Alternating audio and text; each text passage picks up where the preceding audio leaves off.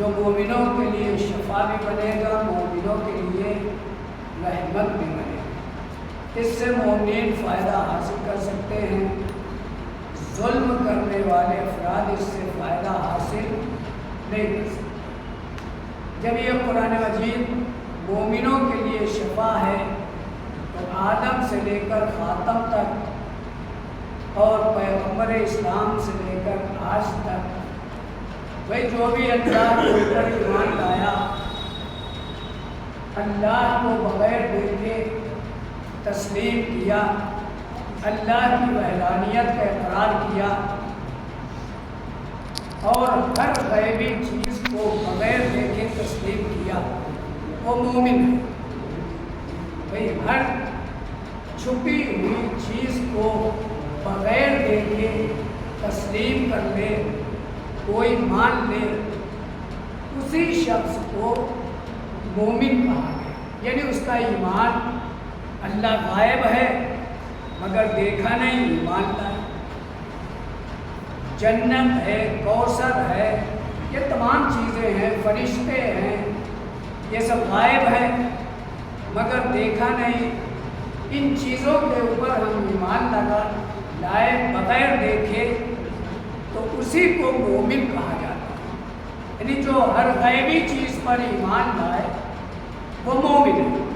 تو وہ آدم سے لے کر پیغمبر اسلام تک، وہی پیغمبر اسلام سے لے کر آج تک، اس کا مطلب یہ قرآن مجید جب مومنوں کے لیے شفا ہے تو آدم کے لیے بھی شفا، ابراہیم کے لیے بھی شفا بنے، موسیٰ کے لیے شفا، یعنی جتنے مومن ہیں ان سب کے لیے یہ قرآن مجید شفا۔ لیکن سوال اس بات کا پیدا ہوتا ہے جب یہ مومنین کے لیے شفا ہے تو جو قرآن پیغمبر اسلام کے اوپر نازل ہوا تو پیغمبر کے لیے کون چیز شفا؟ پیغمبر کے لیے کون چیز شفا ہے؟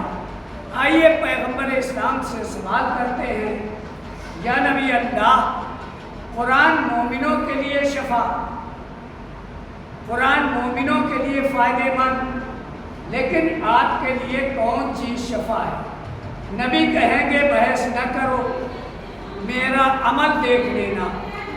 پیغمبر اسلام گھر سے برآمد ہوئے، صحرا کی ڈیوڑھی پہ آئے، آنے کے بعد پیغمبر اسلام نے کہا انی لا اجدو فی بدنی ضعفن، کہ میں اپنے بدن میں ضعف محسوس کر رہا ہوں، میں اپنے بدن میں کمزوری محسوس کر رہا ہوں، اپنے بدن میں نقاہت محسوس کر رہا ہوں، یعنی ضعف محسوس کر رہا ہوں۔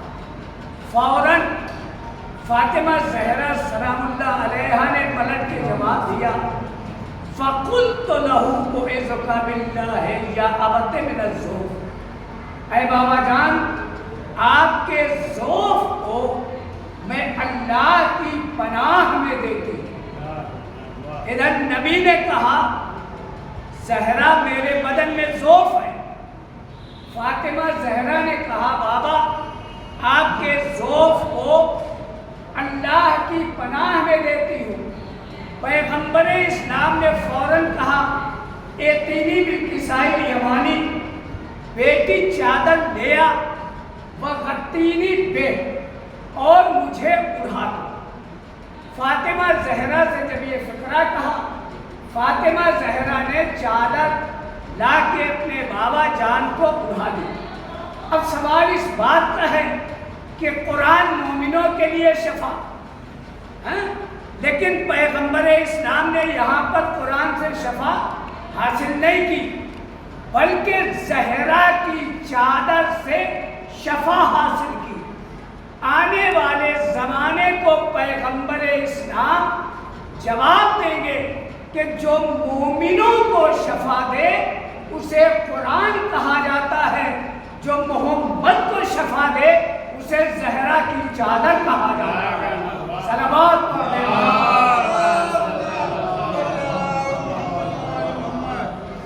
تو یہ قرآن بھی شفا، قرآن رحمت، لیکن قرآن ہی میں تذکرہ اللہ نے دو اور چیزوں کے سلسلے میں فرمایا کہ دودھ کے سلسلے میں اللہ نے کہا کہ یہ دودھ جو ہے یہ بھی مومنین کے لیے فائدہ مند ہے، یہ دودھ جو ہے مومنین کے لیے فائدہ مند ہے، اب مومنین کے لیے برکت ہے، شفا ہے اس میں۔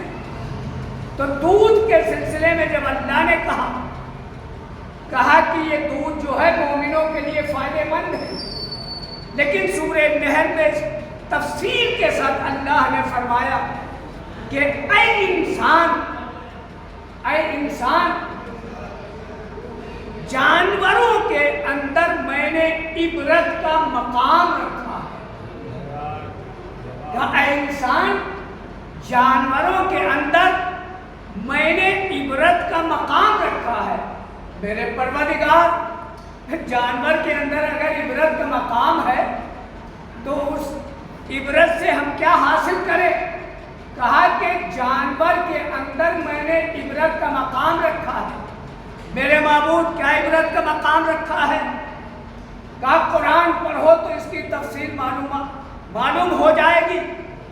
جب میں نے قرآن کو پڑھا تو اللہ نے کہا جانور کے اندر میں نے عبرت کا مقام رکھا۔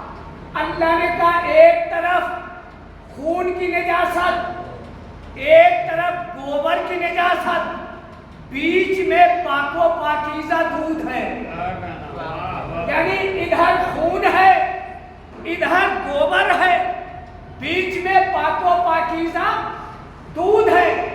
یہ اللہ نے نام نہیں لیا، ایک آنے والے زمانے کو ایک اشارہ دیا ہے کہ اگر وہاں تک نہ پہنچ پاؤ، نہ سمجھ پاؤ تو کم از کم نام تو نہیں، عبرت حاصل کرو اس شے سے۔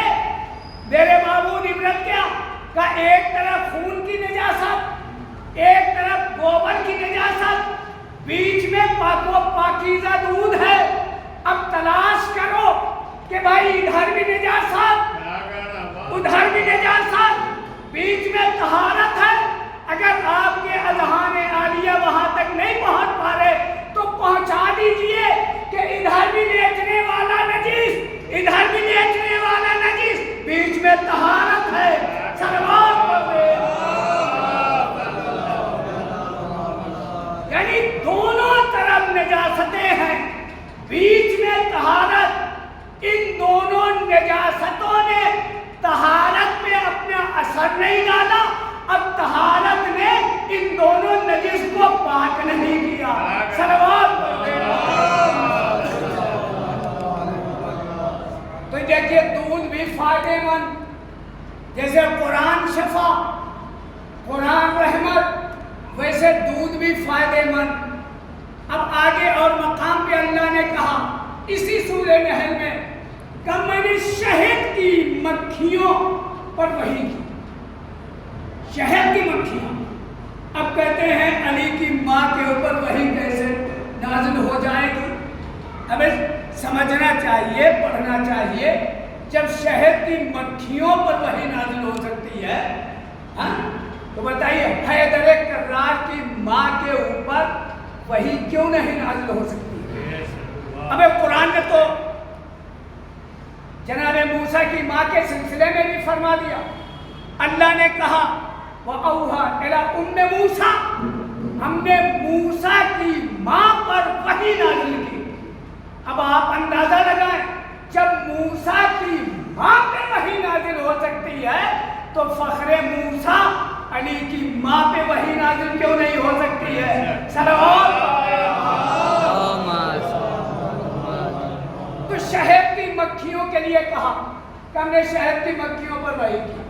میرے پروردگار، شہد کی مکھیوں پر تو نے وحی کیوں کی؟ کہ شہد کی مکھیوں پر میں نے وحی کی کہ تم نکل کر اونچے اونچے مکانات کے اوپر، اونچی اونچی بلڈنگوں کے اوپر، درختوں کے اوپر، دیواروں کے اوپر تم چھتے لگاؤ، یعنی اپنا مکان بناؤ، تم چھتے لگاؤ۔ اب پھر کہا میں نے وحی کی کہ تم جاؤ پھولوں سے پھلوں سے رس چوس کر لاؤ۔ جو شہد کی مکھیاں پہلے چھتا لگاتی ہیں، پھر اللہ کی وحی کے اشارے پہ نکلی، پھولوں سے پھلوں سے رس چوس کر لائی۔ اب جو رس چوس کر لاتی ہیں ان کے شکم میں ایک مشروب بنتا ہے۔ اب یہ مشروب کیا ہے؟ یہ شفاء للناس، یہ لوگوں کے لیے شفا، شفاء للناس، یہ لوگوں کے لیے شفا۔ بھئی یہ شہد شفا کیسے بنا؟ کہا شہد شفا اس لیے بنا کہ شہد کی مکھیاں دنیا کے پھولوں سے، دنیا کے پھلوں سے اگر جو رس چوس کر لائے وہ تو شفا بن جائے۔ اب محمد کے چمن کے گلستانوں کے پھولوں کا خون جس زمین پر گر جائے تو خاک شفا نہ بنے۔ صلوات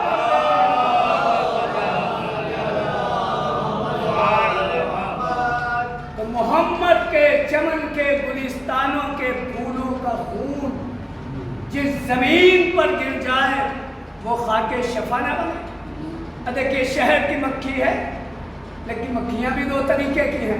آخری بات، دو طریقے کی ہیں کہ نہیں؟ ایک شہد کی مکھی، ایک آم۔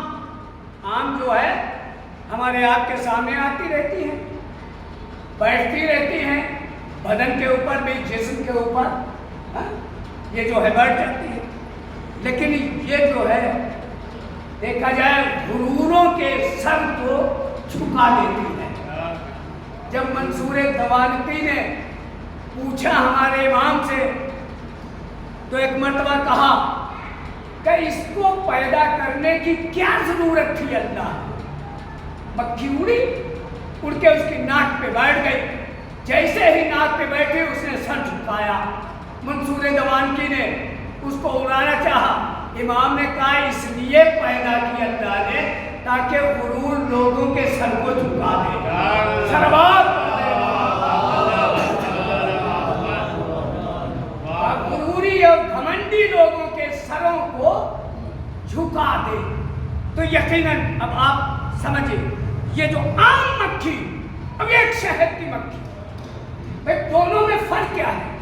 یہ عام کیچڑ پہ بیٹھتی ہے، ملبے پہ بیٹھتی ہے، نجس چیز پہ بیٹھتی ہے، نجس کھانے پہ بیٹھ جائے، سڑے کھانے پہ بیٹھ جائے، نالیوں پہ بیٹھتی ہے، یہ عام مکھی۔ لیکن شہد کی مکھی کیچڑ پہ نہیں بیٹھتی ہے، نجاست پہ نہیں بیٹھتی ہے۔ کیچڑ کی مکھی دیکھا جائے نجس چیز پہ نہیں بیٹھتی ہے، نالیوں پہ نہیں بیٹھتی ہے، وہ طہارت پہ بیٹھتی ہے۔ اب اس کا مقصد کیا ہے؟ عام مکھی اس کو نجاست پسند ہے، شہد کی مکھی اس کو طہارت پسند ہے۔ بھئی آپ نے سمجھا ہی نہیں، قرآن نے بہت بڑا اشارہ دے دیا کہ اس کو طہارت پسند، اس کو نجاست پسند۔ بھئی عام مکھی کو نجاست پسند، شہد کی مکھی کو طہارت پسند۔ اس نے نجاست کیوں پسند کی؟ اس نے طہارت کیوں پسند کی؟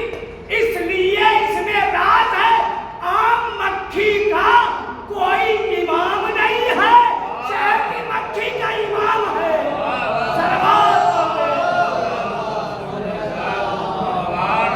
اب پتا چلا جو طہارت کو پسند کرتا ہے وہ امام والا پسند کرتا ہے، جس کا امام ہی نہ ہو وہ طہارت کو نہیں نجاست ہی کی طرف قدم بڑھتا رہے گا۔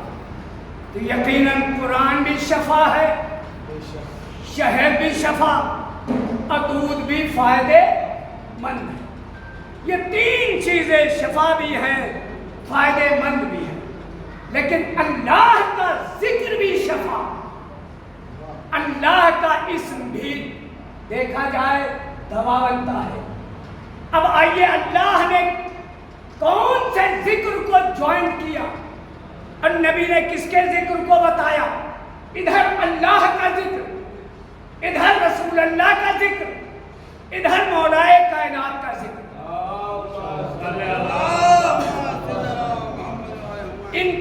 ذکر بھی شفا ہے۔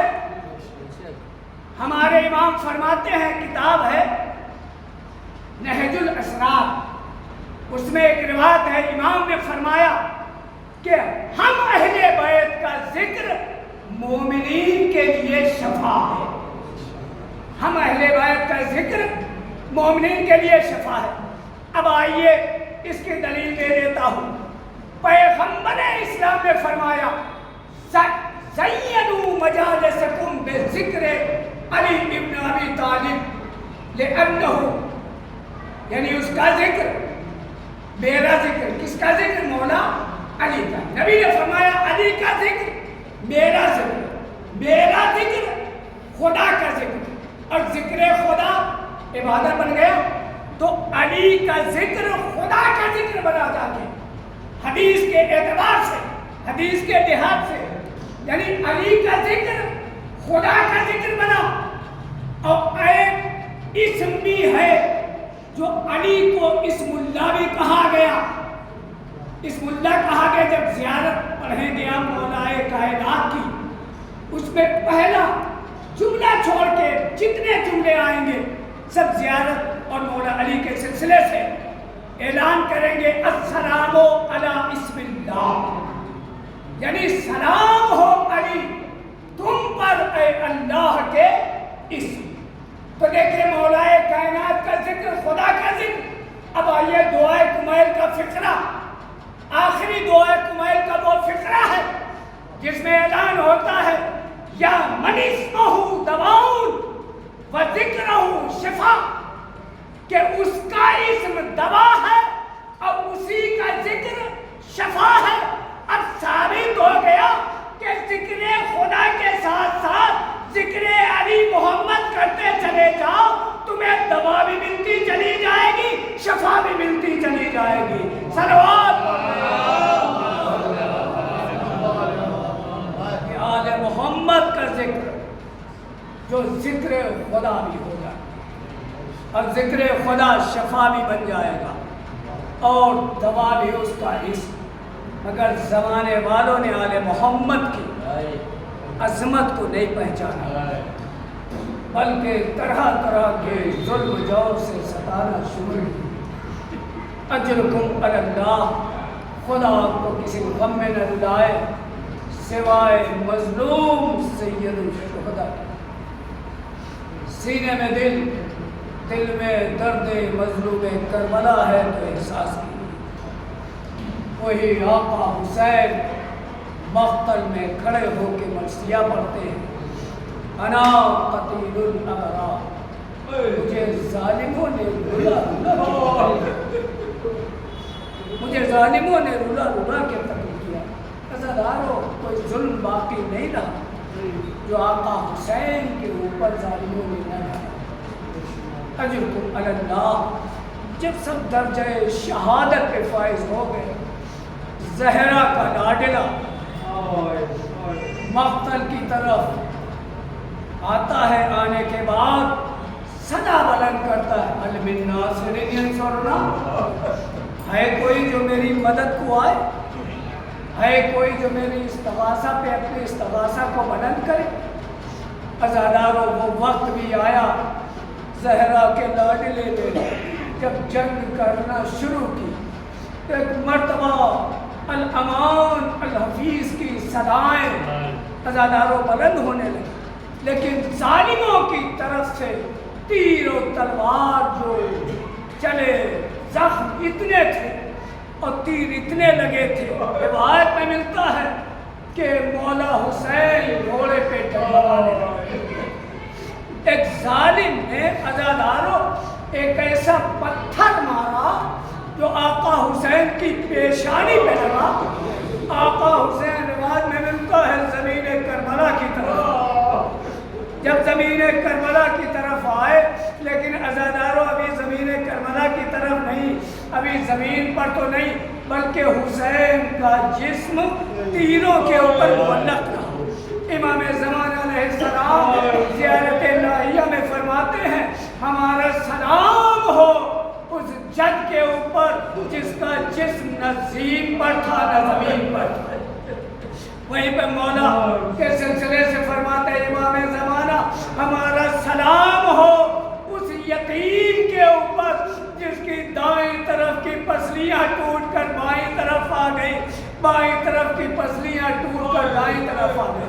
روایت میں ملتا ہے عزادارو جب زہرا کا لاڈلہ تیروں کے اوپر معلق تھا، جسم تیروں کے اوپر تھا، ایک مرتبہ ظالم ابن ظالم محمد ابن اشعث یعنی محمد ابن اشعث یہ ظالم آگے بڑھا، اس نے آقا حسین کے دائیں سائڈ میں برچھی جو ماری، اب ادھر سے حسین ابن نمیر نے بائیں طرف سے ماری، دونوں ظالموں کی برچھیوں کی انیاں ایک میں مل گئی۔ وہ ظالم ادھر کھینچتا تھا، یہ ظالم ادھر کھینچتا تھا، تیر ادھر کے ادھر ہو گئے۔ زہرا کا لاڈلہ زمین کربلا کے اوپر آ گیا۔ لیکن عزادارو میں نے ایک ذاکر سے روایت پڑھی ہے، ملا خند کہتے ہیں اگر کوئی روایت پڑھا کیجئے یا تو حوالہ کتاب کا دے دیجئے یا کس نے پڑھا ہے اس کی طرف اس روایت کو منسوخ کر دیجئے۔ ایک ذاکر نے ایک روایت پڑھی ہے، وہ ذاکر پڑھتا جب زہرا کا لاڈلہ زمین کربلا پہ آ گیا، ایک مرتبہ شبر ملون آگے بڑھا، سوچتا ہے کہ میں زہرا کے لاڈلے کو قتل کروں۔ جناب سکینہ نے کہا میرے بابا کو قتل نہ کرنا، اگر بابا کو قتل کرو گے میں یتیم ہو جاؤں گی، مگر ظالم نہیں ملا۔ وہ ذاکر پڑھتا ہے ایک مرتبہ جناب سکینہ بڑی تمکنت کے ساتھ اٹھی، اٹھنے کے بعد عزادارو خیمے کی جانب نہیں بلکہ نہر فرات کی جانب آگے بڑھی، وہاں پہ دیکھا چچا عباس کا لاشا پڑا ہے، سینے پہ ہاتھ رکھا، کہا چچا سکینہ پانی نہیں مانگنے آئی ہے، میرا بابا قتل ہو رہا ہے، چچا بابا قتل ہو رہا ہے، چچا پانی نہیں مانگنے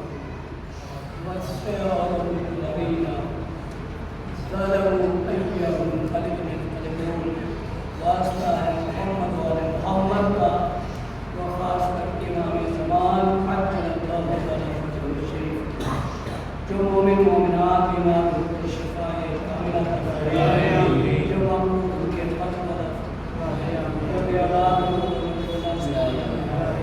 اسلام کو اس سے مدد فرما، کفر کو دور فرما، اور ہمارے حق کا سایہ لوگوں کے چھوڑ کے محفوظ فرما، دشمنان اہل بیت کو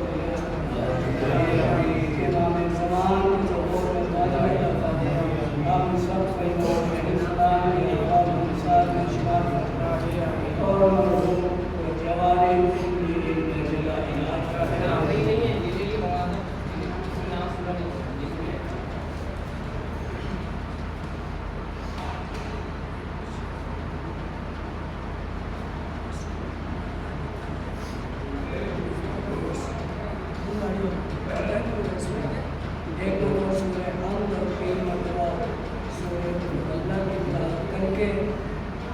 مرحوم فیروز بادی والا اور نواب آغا ابن ایسا مرزا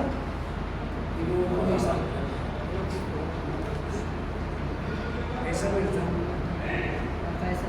ایسا مرزا کی لوگ ایسا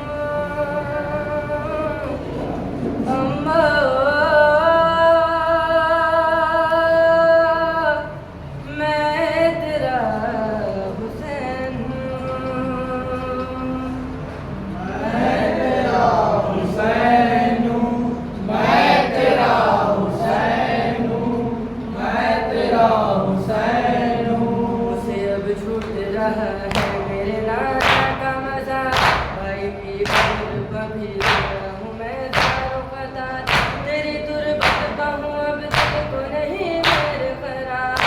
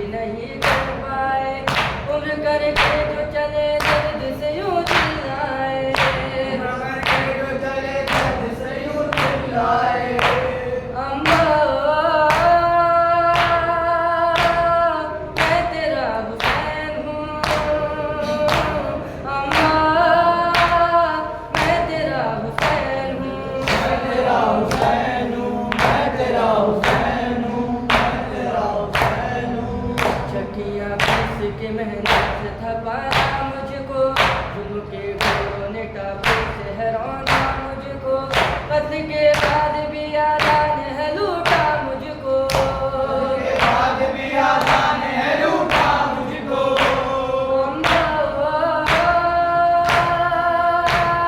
میں تیرا حسین ہوں میں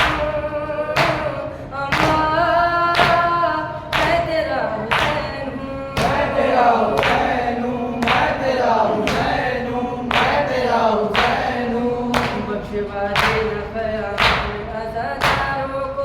کوئی دنیا میں نہ غم میرے غمخاروں کو بس دعاؤں میں ہی رکھنا میرے زواروں کو میں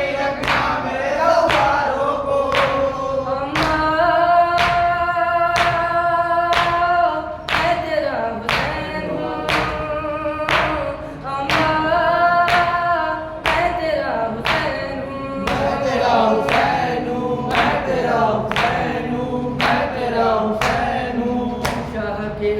یہ نوحہ جو کہا ہے فدوی اور عارف نے جو الزم میں پڑھا ہے فدوی دور تک گونجی ہوئی غم کی صدا ہے فدوی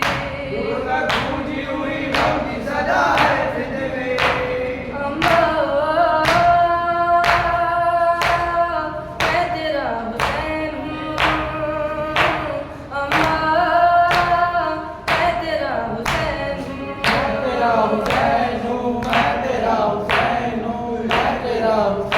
ہوں